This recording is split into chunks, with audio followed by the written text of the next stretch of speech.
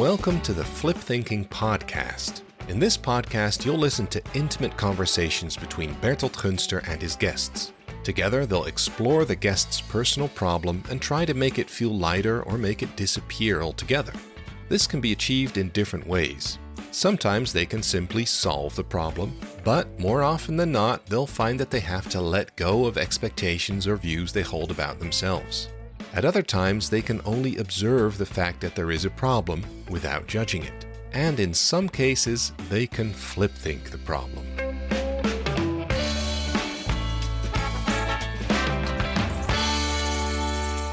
Hello, good to have you here. Can you tell me something about who are you, what's your name, what's your profession, what some things so that we know who you are? Of course. My name is Micky. I'm 36 years old. I'm almost 37. Almost 37. This is what children say, don't they? I'm almost 8. Almost 8. I'm almost 37. Yeah. I have 3 children, so perhaps because of them that it pops up in mind. Yeah, exactly. So I have 3 children? 3 girls, age 8, 6, and actually 3, and she just started school, so she's almost 4. Yeah. Is there a man involved or? I don't know. I'm just asking. Yeah. Yes, there's a man involved. Okay. Yeah. Also. And you all, the 5 of you, live together. Live together. I presume. Yes. And this assumption is right. Yeah. Actually, I asked him to marry me. Yeah. So we're engaged. You asked him. Yes. I did. And what was his response? Well, it's a funny story now. No, he said no at first. He said no. Yeah, because. But this is not a topic of a conversation, isn't it? No. But it's interesting. He said no. Yeah, I think perhaps it's a guy thing that he thought. I don't know. Why marry? It's costs a lot of money, and I'm preoccupied with other things right now. And we live together. We already have children. Have a relation. What's the use? Yeah. So then I was quite sad. Yeah. And then how long ago was this? A year ago, I think. A year ago. Yeah. But he has said yes in the meantime? Yeah, a couple of weeks later, I think 2-3 weeks, he came around and he said yes. And you were glad and cried? Again, yeah. And then as a result, we already picked the rings. So I just I came from sporting, so I don't wear them now. But normally you do. I already wear my But this is all not the topic why you are not. here. Yeah. Although this is a nice topic, it is. It's funny. Is the marriage already planned or is there a date set? For next year, September. Next year, okay. Congratulations. And then you will be 37 also. So big feast then, right? But this is not why you are here. No, it's true. You are here because you have a problem, a question. Inform me, tell me. I want to know. Well, sometimes I find it difficult to speak my mind, actually, to give my opinion, particularly around family or close friends. Mm-hmm. So I don't really have this problem at work or with strangers, but with people who I'm familiar with, sometimes I find it difficult to really say what I think, and then I get sad. Because you want to say what you think. Yeah, in some and cases. then we do something else, and what was not my intention. So it results in all kinds of problems.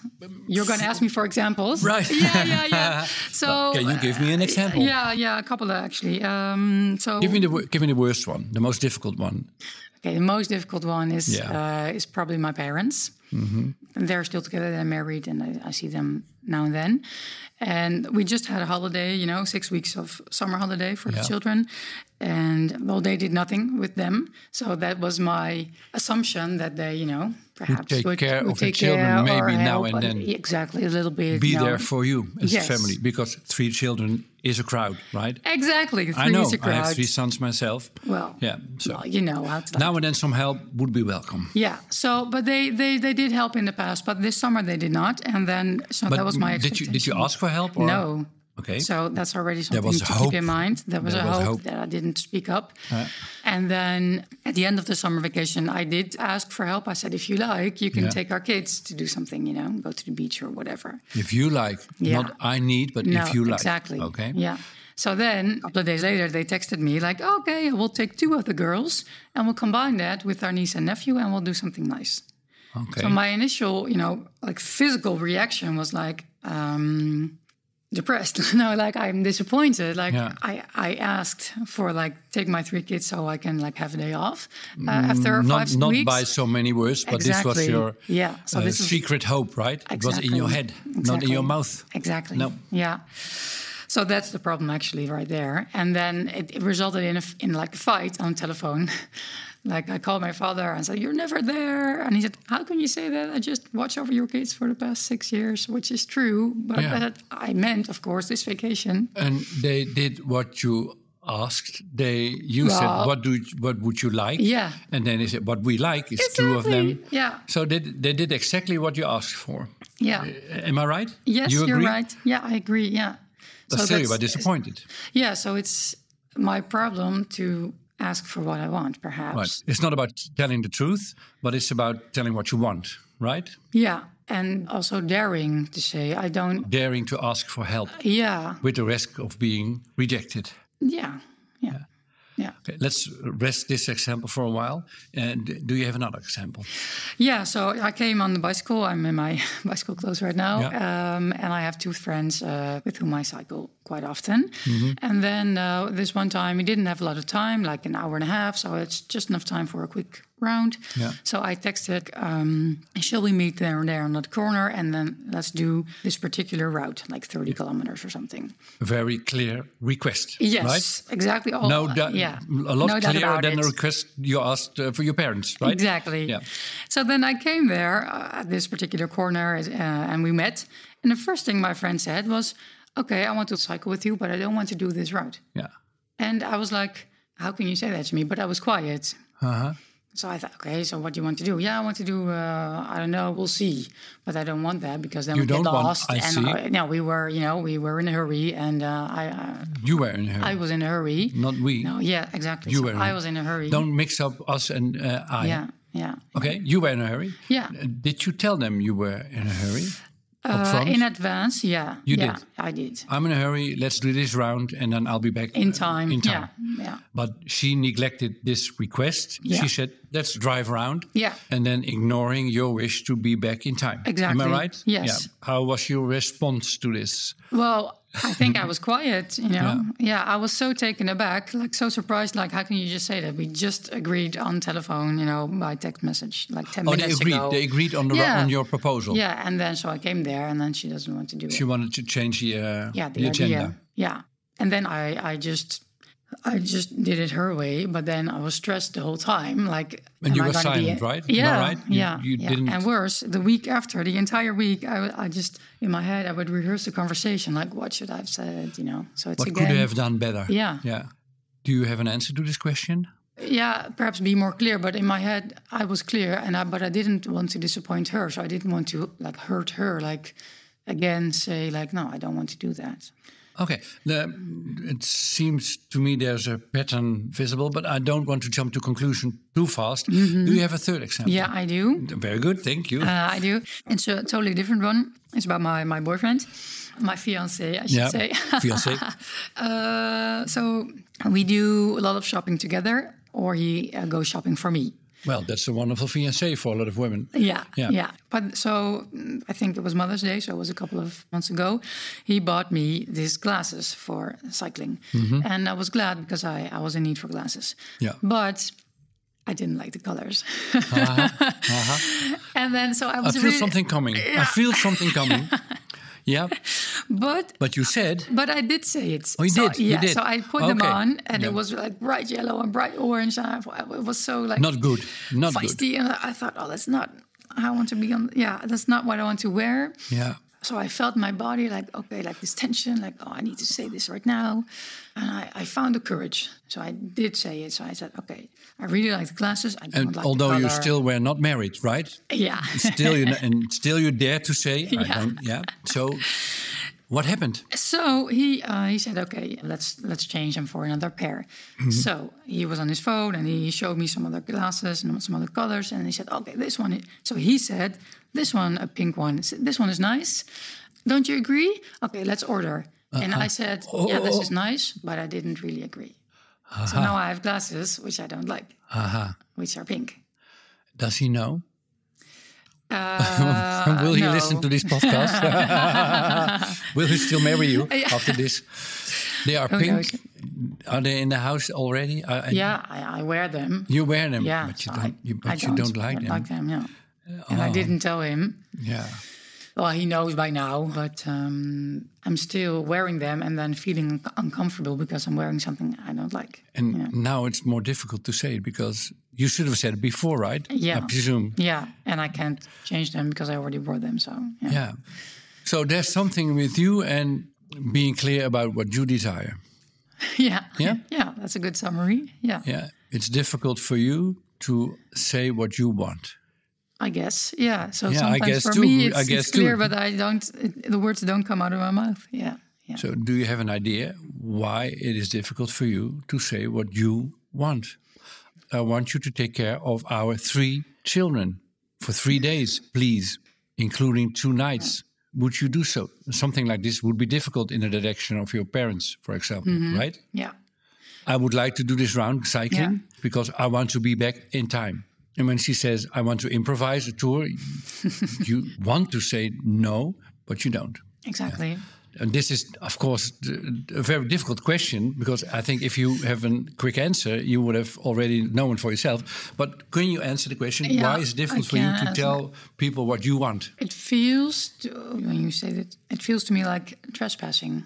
So there's a boundary issue there. So I'm You feel assuming, like you are trespassing their territory. Yes. Okay. Yeah. Let's examine this. Are you trespassing their territory? Well, I don't know because I don't ask them, I just assume that in my mind. No, but is asking for help, is it by definition trespassing territory? No, I think not. But it feels like so, right? Yeah, it feels like weakness a little bit. Weakness? Like asking for help. Okay, let's pause a moment at the word weakness. So you are weak when you ask for help? Sometimes it feels like that, yeah. Like I know that is not the case, but it feels like that sometimes. But I'm not dialoguing with your logical thinking. I'm dialoguing with your emotional field, so to say. So it feels like weak if you ask for help. Yeah, it feels like it's not my place to make such a proposal. To propose another round of cycling, or to propose take all 3 of my children, or to propose, shall we again exchange my glasses for another? Can you explain to me why this is not your place? Why not? Well, I think perhaps I'm the eldest of 4 children, that in my youth, it was easier if like everybody was taken care of. And then it's harder than if I also have desires. Oh, you have an explanation for myself. Out of your youth. Well, this might be true. Yeah. So you have to be there for other people. Yeah. And asking for help is a sign of weakness. This is something that doesn't belong to you. Yeah. You are not the one to ask for help. You are the one to give help. Absolutely. And also the desire part, that doesn't belong there as well. Yeah, right. So just come along and then everything will be fine. But come along with everybody else's desires. Yeah. So that's very hard for me to exist, even if I play along with everybody else, Yeah. So where does it leave me, Were you complimented as the eldest of 4 children for being the eldest one and helping your parents and taking care of the other? But they were all girls, right? Your family? My family, 3 girls and a boy at the end. Yeah. 3 girls and a boy. And you were the oldest one. Yeah. Yeah. And so you were complimented for helping around. Being a nice, helpful girl. Yeah. Helpful. Yeah. Working together with your parents. Exactly. Yeah. So can you say this has become part of your identity? Absolutely. You are a very helpful woman of nearly 37 years. Being there for everybody else. Yeah. I feel, not really tears coming up, but I feel that, it doesn't. I see some emotions. Yeah. Tell me something about what's happening now, if you want to. It must be tough, right? It is. Yeah, am I choosing the right word? Exhausting, tiring, hard. Yeah, it is. And then you are a mother, and you have 3 children of yourself. Who's taking care of you? Your husband, but he's buying the wrong glasses, and he doesn't know. He doesn't know. Yeah, that's true. Yeah. Can you give me some insight in what's happening right now? Well, it's just sad. It feels like a deep old sadness. It just feels sad, and I just thought about asking him to marry me because he didn't know. He didn't know that I wanted to marry that bad. So then he didn't propose. Because this is also something you didn't ask for. No. Also in this area of your relationship, you were not that vulnerable to say, I want to marry you. I need you. I want you to be there. I want to stay together. Yeah, exactly. So he didn't know that I wanted that much. So then, it felt to me like I had no other option than to ask him. And then you asked him and he rejected you. Oof. Yeah, but he came around. I know. It's not about him being bad. He's nice. He's buying glasses. Wrong color, but he doesn't know. Yeah. You love him and he loves you. He does, yeah. There's not the problem. The problem is in you not asking for help and being vulnerable and telling people what you really need. Yeah.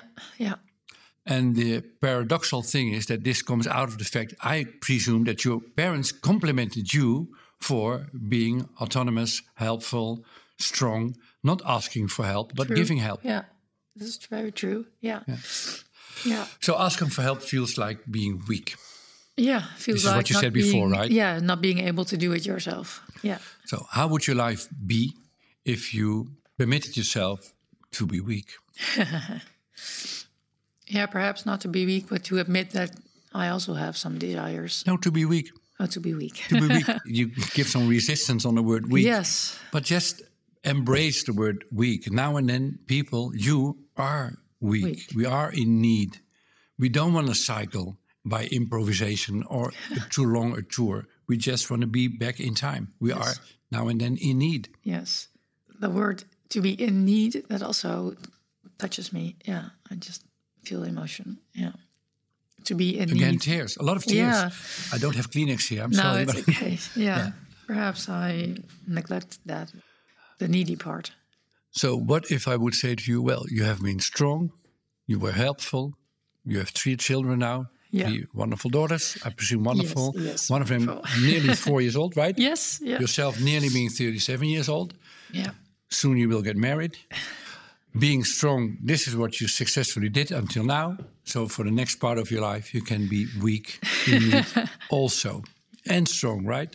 Strong and in need. Yes. How does it come into your ears and brain, these words? New. So it's new to comprehend. That's good to hear. Okay. Yeah. That you can be strong and in need, At the same time. At the same time or within the same day. Yeah. Within the same moment, within the same situation. Yeah. And I also think that perhaps it would help my friends if they knew that, I'm starting to cry again, if they knew that I liked doing this and that. Of course. Yeah. Because then they know who you really are. Now you are, not intentionally, but you are giving a kind of performance of who you are, the strong woman, which is very nice for everybody. Yeah. It was for your 3 younger siblings. But this is not the complete you. This is partly you. Yeah. I think that helps to acknowledge that it's a part of me, but not the entire me. And that there can still be room for a needy me, so to say. Yeah, and this is what this podcast series often is about. It's not about identity, who you are, but it's about behavior, about what you do. Sometimes we are in need, not as a person, not as an identity. And sometimes we are strong, not as a person or identity, but in this moment, in this situation. So it's all about behavior and not about identity. Who you are, I don't care. You are here. You are, it's okay. And now and then you can feel strong, and now and then you can feel in need. And this is all right. And it makes you a complete person if all these emotions can just be there, and all this behavior can just be there, asking for help and giving help, maybe in the same situation, give and ask help at the same time. Nothing wrong with that. It's all about behavior. But for you, as you were raised and as you are until this conversation, for you, it was all about identity. You don't want to be a weak and needy person. Yeah, that's true. Yeah. Yeah. This is helpful. Yeah. So you can show needy behavior. Exactly. And then you're not showing a needy person or a weak person. No, you are in this moment weak, you are in need, and this is the behavior that fits to this situation. Yeah. So how does this land? How do you listen to these words? What does it Relieved, actually. Yeah, that's okay to be there. Yeah. And that both behaviors can be there in one person. Yeah. So I actually feel really calm right now. Very good. Yeah. Very good. After a lot of tears. Yeah. And what I think is very tragic is that I have the assumption that your parents, with the best intentions, complimented you with being strong and taking care of your siblings. Yeah. But the thing is that this compliment went into something that you had to do for yourself to prove yourself, to hold on this idea of being strong, because this is what you were praised for. Yeah. Yeah. Yeah. You were not praised for being weak or being in need. No. Never. No. No. Yeah. Okay. Yeah, that's true. So I think we are at the end of this conversation. Yeah. It feels the same for you? Yeah, I feel so calm right now that, yeah. Well, these are the best words I can hear. So calm. Yeah.